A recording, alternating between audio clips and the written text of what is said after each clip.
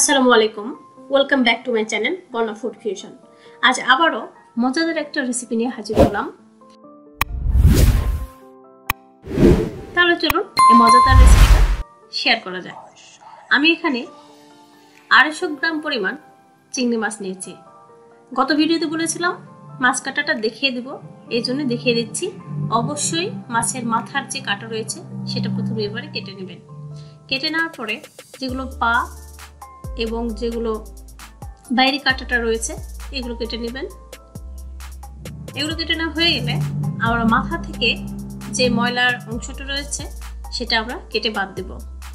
এই প্রসেসটা একদম সহজ, যদি একটু ঝামেলা হয় তাহলে মাথার যে নোংরাটা আছে সেটা কিন্তু মাথার সঙ্গে অ্যাডজাস্ট হয়ে দুর্গন্ধ হয়ে যাবে। এভাবে সুন্দর করে কেটে নেবেন।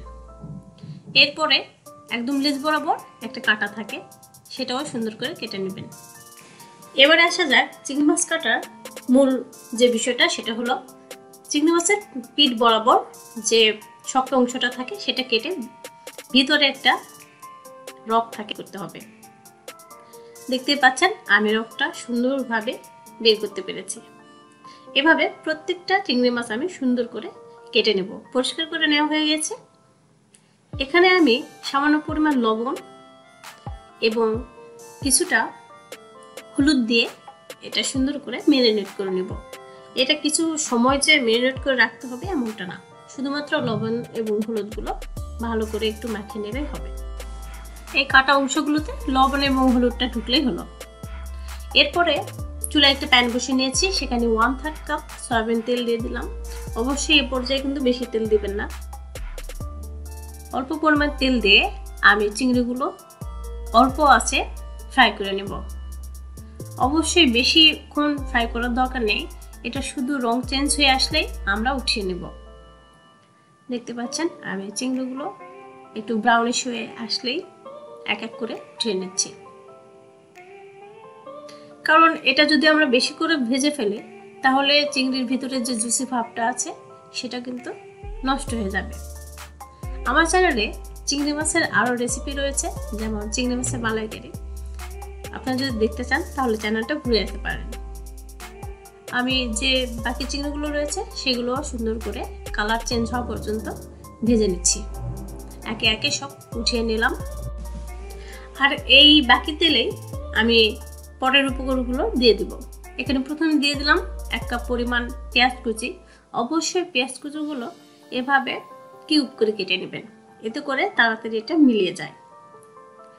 এটা কিন্তু আমি বেরেস্তা রঙের করব না, এই তো জাস্ট একটু হালকা ব্রাউন হয়ে এলেই এখানে দিয়ে দিচ্ছি 2টা সাদা এলাচ, 1টা কালো এলাচ, 2 টুকরো দারুচিনি, 1 চা চামচ গুঁড়ো মরিচ, 1 চা চামচ লবণ এবং 1 চা চামচ আদা বাটা, 1 চা চামচ রসুন বাটা। এই সবগুলো উপকরণ দিয়ে আমি সুন্দর করে একসঙ্গে মিলিয়ে নিচ্ছি। আর এখানে কাঁচা আদা বাটা এবং রসুন বাটার গন্ধটা মিলিয়ে যাওয়া পর্যন্ত ভেজে নিলাম। এর সাথে এখানে অ্যাড করছি 1 কাপ পরিমাণ লিকুইড দুধ। এটা দিয়ে আমি এই মশলাগুলো কষিয়ে নেব ভালোভাবে। এখন আমি এই সবগুলো উপকরণ 2 মিনিট ধরে সুন্দরভাবে কষিয়ে নিচ্ছি। ফিরছি 2 মিনিট পর। এটা দেখতে পাচ্ছেন সবগুলো কিন্তু সুন্দরভাবে কষিয়ে নেওয়া হয়ে গেছে। আমি এর মাঝে এখন এবার অ্যাড করছি 1/2 কাপ পরিমাণ টমেটো কুচি। আপনারা চাইলে এখানে টমেটো সসও ব্যবহার করতে পারেন এবং 1/2 কাপ মটরশুঁটি। এই দুইটা কিন্তু এই পোলাওয়ের স্বাদ অনেকাংশে বাড়িয়ে দেয়। আমি সসটা খুব পছন্দ করি না, এই জন্য এখানে টমেটো কুচি ব্যবহার করলাম। আর এখানে কিন্তু টক দই ব্যবহার করা যেত, আমি করি নাই। আবারও 1 কাপ পরিমাণ লিকুইড দুধ দিয়ে এটা কষিয়ে নেব এবং সেদ্ধ করে নেব। এখানে আমার বাচ্চারা খাবে সেহেতু টক দইটা আমি ব্যবহার করলাম না, তারা এই টক ভাবটা মোটেই পছন্দ করে না। এবারও এটা 2 মিনিট ধরে কষিয়ে নেব সুন্দর করে। এটা এবার সেদ্ধ হয়ে আসলে এবং কষানো হয়ে গেলে এর মধ্যে আমরা অ্যাড করছি সেই আলতো করে ফ্রাই করে রাখা চিংড়িগুলো দিয়েও কিন্তু আমরা আরও 2 মিনিট সুন্দর করে সেদ্ধ করে নেব এবং কষিয়ে নেব ভালোভাবে।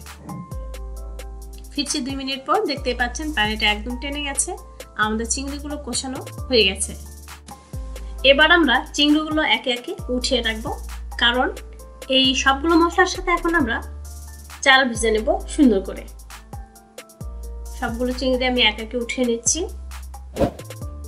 আমার চ্যানেলে কিন্তু নানা ধরনের রেসিপি পাবেন, বেকিং থেকে শুরু করে সব ধরনের রেসিপি আমার চ্যানেলে রয়েছে। আপনারা চাইলে কিন্তু আমার চ্যানেলটি এক নজর ঘুরে আসতে পারেন। এই পর্যায়ে একটা তেজপাতা এবং কিছু কাজু বাদাম অ্যাড করলাম। এটা অবশ্যই অপশনাল, আপনারা চাইলে এটা বাদও দিতে পারেন, কারণ অনেকেই কাজু বাদাম কিন্তু খেতে পছন্দ করে না। এরপর এখানে আমি অ্যাড করছি 2 কাপ পরিমাণ বাসমতি চাল। এটা আমি আধা ঘন্টা পানিতে ভিজিয়ে রেখেছিলাম। আপনারাও যদি বাসমতি চাল ব্যবহার করেন তাহলে অবশ্যই কিন্তু আধা ঘন্টা সময় আগে চালটি ভিজিয়ে রাখবেন। বাসমতি চাল যেহেতু একটু মোটা সাইজের হয়, এই জন্য যে কোনো পোলাও রান্নার সময় কিছু সময় তো অবশ্যই ভিজিয়ে রাখতে হয়, এতে করে ভালো একটা রেজাল্ট আসে। আমি সবগুলো চাল মশলার সাথে ভালো করে ভেজে নিচ্ছি। অবশ্যই এখানে মিডিয়াম লো স্পিডে চুলাটা রাখবেন। এখানে 1 চা চামচ আমি ঘি অ্যাড করে দিচ্ছি, এতে করে ফ্লেভারটা দারুণ আসে। আমি ঘিটা অ্যাড করার পর আবারও 4-5 মিনিট ধরে একদম লো স্পিডে চুলাটা রেখে চালু। আপনারা অবশ্যই লক্ষ্য করবেন চালটা যত ঝরঝরে হবে আপনার পোলাও কিন্তু সেই অনুপাতে ঝরঝরে হবে। দেখতে পাচ্ছেন অনেক ঝরঝরে হয়ে গেছে, আমার চালটা ভাজা রেডি। এবারে এখানে আমি পানি অ্যাড করছি। এখানে 2 কাপ চালের জন্য আমি 3 কাপ পরিমাণ পানি ব্যবহার করেছি। অবশ্যই পানিগুলো কিন্তু ফুটন্ত পানি। এই তো সবগুলো পানি আমি দিয়ে সুন্দর করে চালের সঙ্গে মিক্স করে দিচ্ছি এবং এটা আমি কিছু সময় ধরে দমে রাখবো, এটা একদম ফুটে ওঠা পর্যন্ত। এরপর এখানে আমি 8 থেকে 9টা কাঁচামরিচ শুধুমাত্র ফ্লেভারের জন্য খানিকটা অংশ কেটে দিয়ে এখানে দিয়ে দিয়েছি। এই তো দমে রাখার পরে ফিরে আসলাম। এখন এখানে সেই চিংড়ি অ্যাড করছি, যেটা এই পোলাওয়ের মূল অংশ। এই চিংড়িগুলো অ্যাড করার পর সামান্য কিছু চিনি অ্যাড করে দিচ্ছি। এটা কিন্তু অপশনাল, আমার বাচ্চারা পছন্দ করে একটু মিষ্টি, এই জন্য এখানে অ্যাড করলাম। যেহেতু আমি এখানে টক দই ব্যবহার করিনি, এজন্য চিনি দেওয়ারও কিন্তু কোনো প্রয়োজন ছিল না। এবারে সুন্দর করে দমে রেখে দেব আরও 1 থেকে 2 মিনিট, তারপর আমরা ফিরছি। এবার কিন্তু পরিবেশনে পালা। দেখতেই পাচ্ছেন আমার চিংড়ি পোলাওটা কত ইয়ামি লুকিং হয়েছে, খেতেও মাশাআল্লাহ দারুণ ছিল। আপনারা যদি আমার এই রেসিপিটা স্টেপ বাই স্টেপ ফলো করে তৈরি করেন তবে আমি মনে করি ইনশাল্লাহ অনেক সুন্দর এবং মজাদার হবে।